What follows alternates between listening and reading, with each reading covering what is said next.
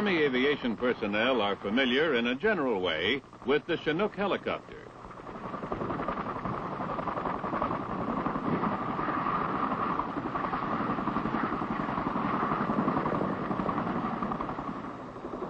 Its twin-turbine engines, tandem overlapping rotor configuration, and quadricycle landing gear are distinctive features.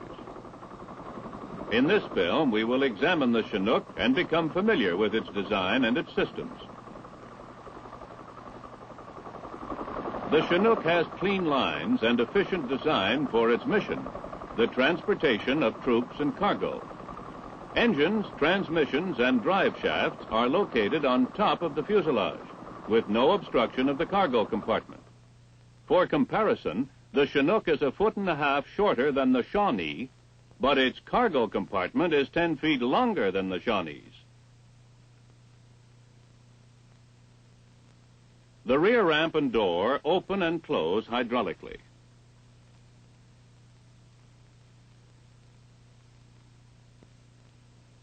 They are controlled by a lever at the right rear of the helicopter. Without engines operating, pressure from a hydraulic accumulator actuates the ramp. If the accumulator has insufficient stored pressure, this hand pump can be operated to increase pressure to operate the ramp as well as other hydraulic components, which we will see later. The Chinook may be flown with the ramp partially or fully open to accommodate extra-long cargo. Provisions are made to carry cargo too bulky for the compartment. An 8-ton capacity cargo hook for external loads is provided. The lower rescue door is unlatched.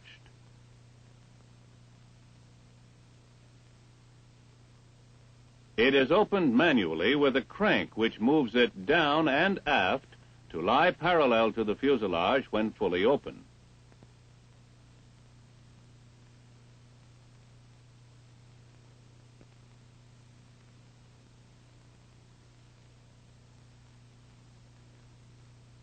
When the retainer straps are released, the hook swings down into operating position.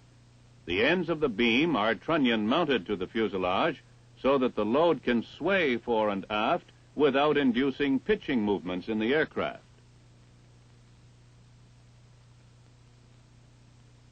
The hook is roller mounted on a curved beam so that side-to-side swaying of a sling load does not tend to make the helicopter roll. The load is normally released hydraulically.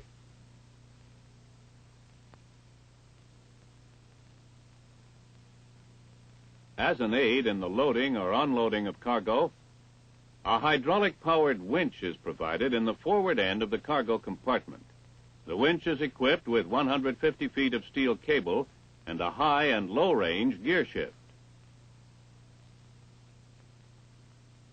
The cable can be rigged through overhead pulleys to hoist personnel or cargo through the hatchway.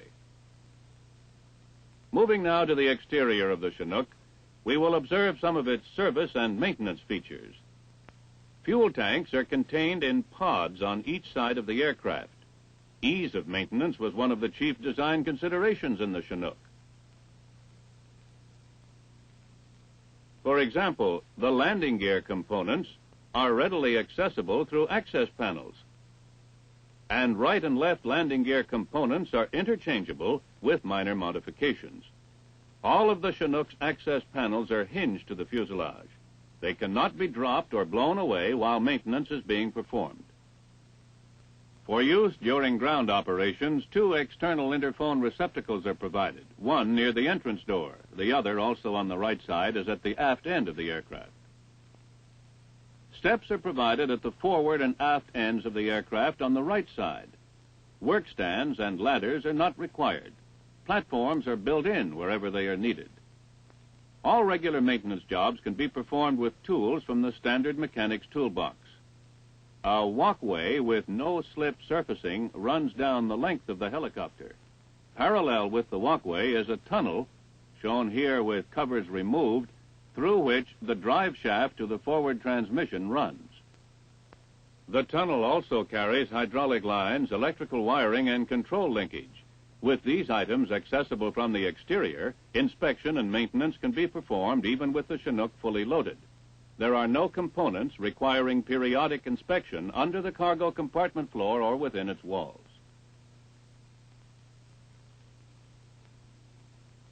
A grease gun is practically unnecessary on the Chinook.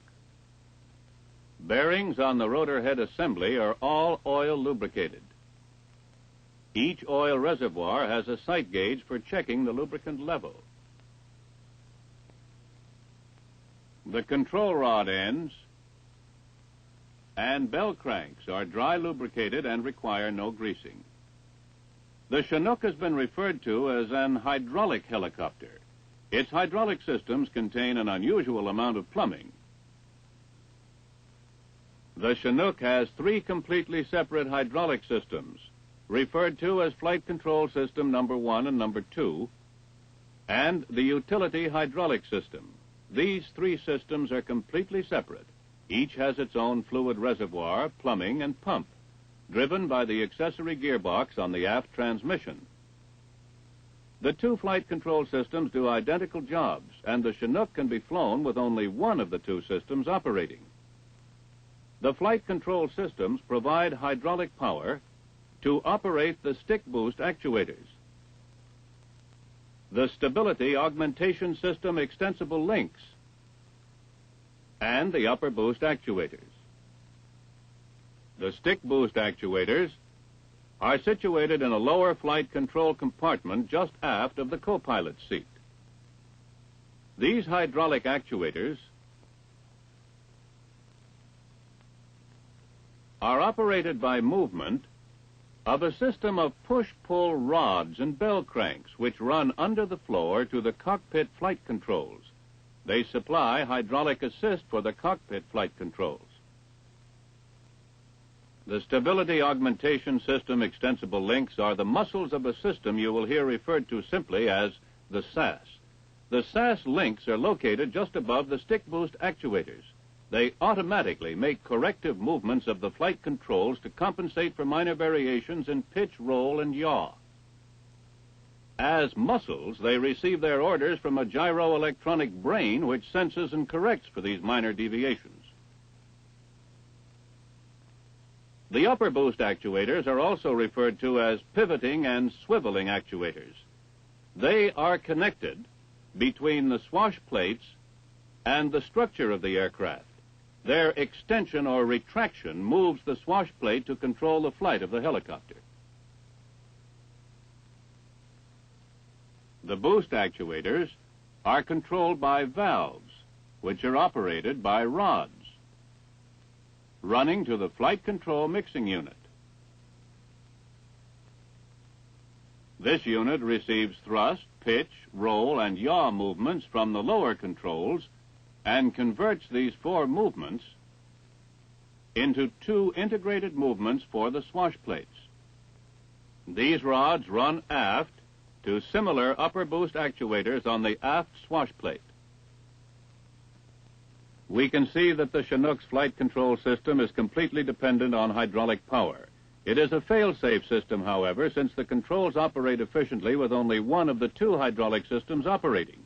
The utility hydraulic system consists of a hydraulic power and engine starting system and 5 subsystems.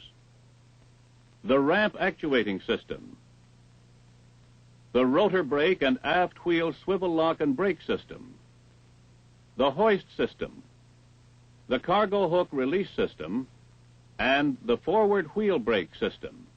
All 5 subsystems are powered by one pump in the hydraulic power and engine starting system. This system is unique in Army aircraft. To describe it, we will start with the hydraulic accumulator we saw earlier. If pressure is low in the accumulator, it can be recharged with the hand pump. In a diagram, it looks like this. When a valve is opened, pressure flows to the APP motor pump. APP is the abbreviation for the auxiliary power plant, which we shall see in a moment. The APP motor pump is a dual function device. It serves as a motor to start the APP. Then, after the APP is operating, it serves as a pump to provide hydraulic pressure. Therefore, the APP motor pump drives the APP engine to start it, then is driven by the APP to serve as a hydraulic pump. With the APP started, pressure flows to an accessory drive motor. This motor, in turn, drives the accessory gearbox.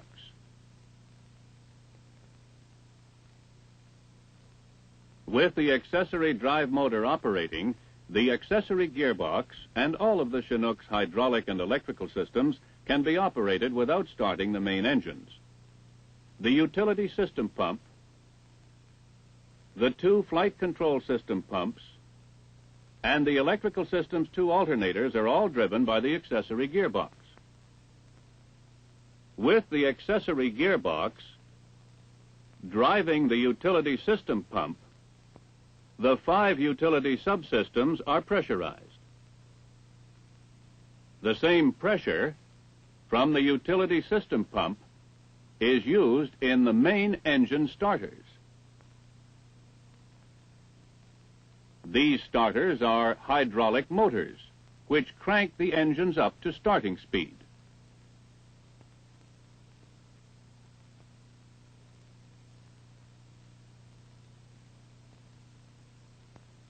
With the engines operating, power flows to the aft transmission, which then takes over the job of driving the accessory gearbox. Before we move on, let's review the hydraulic power and engine starting system. To provide hydraulic and electrical power, the accessory gearbox must operate. This can be accomplished in 2 ways. Stored hydraulic pressure in the accumulator can be used to drive the APP motor pump. Acting as a motor, it starts the APP engine. Now, the APP motor pump functions as a pump to drive the accessory drive motor, which operates the accessory gearbox. With the accessory gearbox functioning, all of the utility subsystems, as well as the flight control hydraulic system and electrical system, can be operated for ground checks or maintenance. To start the main engines, the same procedure is used to obtain utility system pressure. This pressure is then diverted to the hydraulic engine starters, which start the main engines. The engines now provide hydraulic and electrical power by driving the aft transmission and accessory gearbox.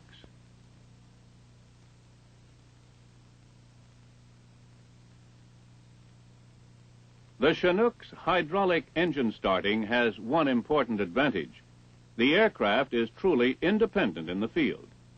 External electrical power is rarely required. The Chinook's battery is small, since it is used only to provide starting ignition. The utility hydraulic system's 5 subsystems do not differ very much from similar systems found on other Army aircraft. The ramp actuating system's operation was described earlier in the film. The rotor brake, the aft wheel swivel lock, and the brake system consist of 3 separate hydraulic circuits. One circuit passes through an accumulator and rotor brake control valve to the rotor brake.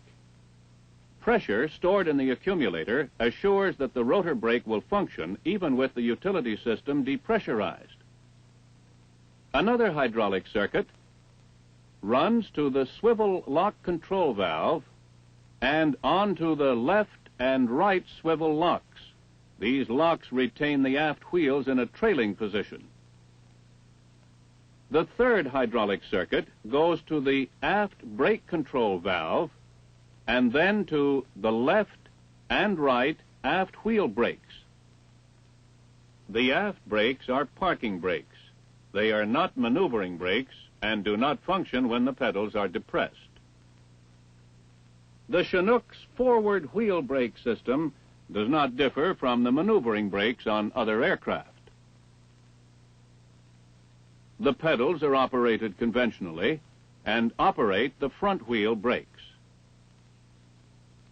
The hydraulic hoist system circuit includes a hydraulic motor to drive the winch and a hoist control valve to control its speed and direction. A simple circuit also operates the cargo hook release system. The hydraulic hook release valve is normally operated electrically by the pilot, co-pilot, or crew chief. In the event of malfunction of the normal system, the hook can be released manually by the crew chief or from the cockpit by blowing it open with compressed air, which is stored in a chamber inside the hook.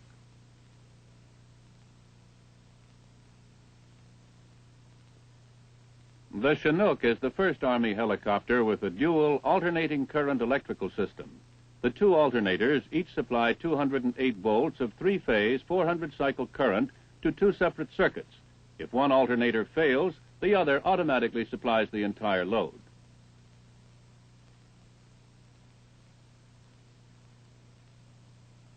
For components requiring direct current, dual transformer rectifiers are situated in the forward end of the left pod. A nickel-cadmium 24-volt battery is located in the same compartment. It supplies emergency DC power and starting ignition for the APP. The Chinook's AC system delivers more watts of power per pound of system weight than a DC system.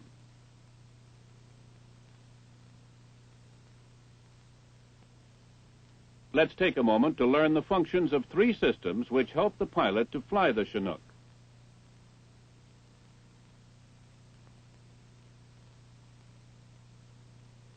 The Stability Augmentation System, or SAS, promotes stability by reducing the effects of turbulence. When the Chinook pitches, rolls, or yaws, the SAS immediately feeds in corrective control movements. SAS relieves the pilot from making constant minor adjustments for variations in pitch, roll, and yaw. The Differential Collective Pitch Speed Trim System, or DCP, provides a positive cyclic stick position at high rates of speed. It also corrects for the abrupt changes in speed caused by gusty winds. If flight airspeed is constant and the Chinook is temporarily displaced longitudinally by gusty winds, the system will automatically return the helicopter to its original airspeed. The longitudinal cyclic speed trim system increases the efficiency of the Chinook at high speeds. Normally, when a helicopter increases its speed, it assumes a nose-low attitude.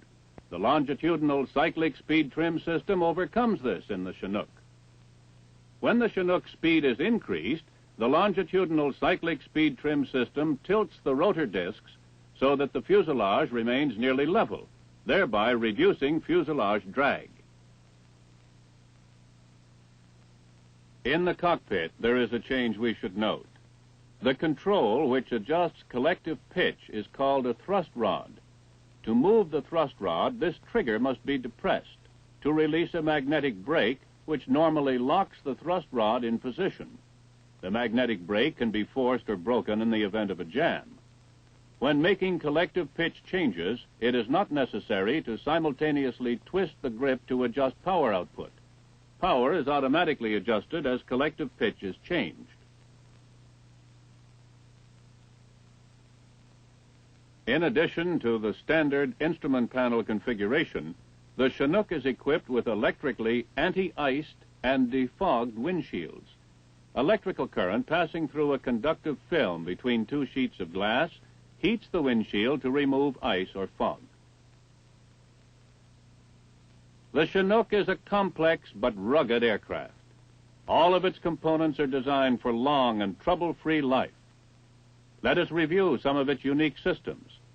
Its loading ramp provides easy access to the large cargo compartment equipped with a hydraulic winch which can pull cargo into the helicopter through the ramp opening or through a hatchway in the cargo compartment floor.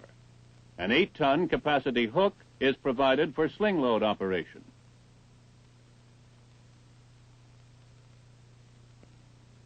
Ease of servicing and maintenance were prime considerations in designing the Chinook. Work stands and ladders are not needed. All panels are hinged in place. All regular maintenance can be performed with tools from the standard mechanics toolbox.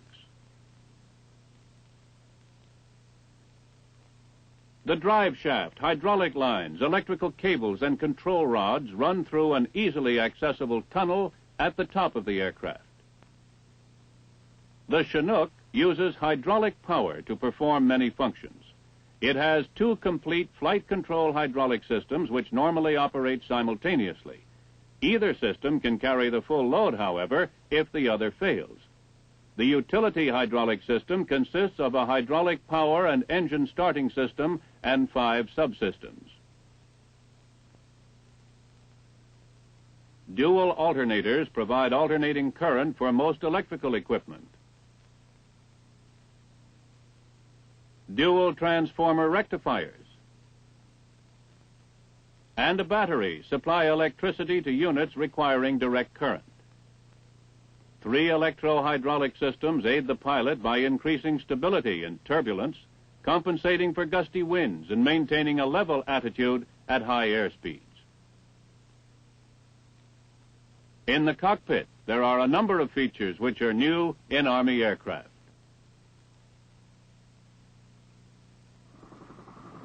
Every unique feature incorporated in the Chinook is designed to make it more effective in its mission, the transportation of troops and cargo.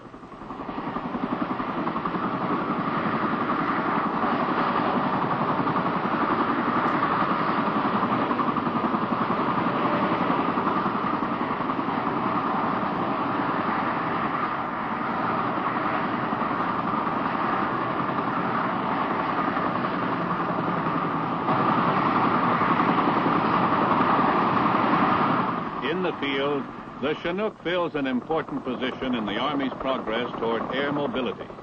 Its large payload, both in weight and bulk capacity, greatly exceeds the capability of any helicopter in its class. With the Chinook, we have come a long way toward reaching the ultimate in rotary wing design.